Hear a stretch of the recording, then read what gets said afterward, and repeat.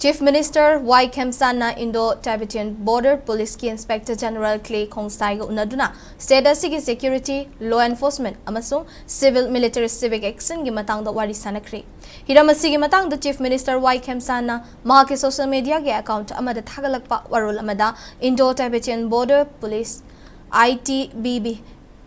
na Manipur gi damak lauriba thaudang sing awang ba thakta thagat pa phongdokhi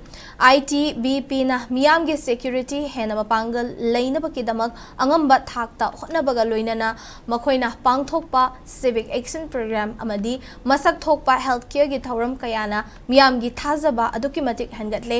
state asida tungkoina chatnagadawba tangdu leitaba fibam ama puraknaba amadi miyam gi yaifa thaurang mapung fana paikhat pangamna ba ki damak state na security agency singa punna thabak tawminaba haiba sida ngasi so hongba amata leite haina chief minister gi warol asina makhatari panba yabadi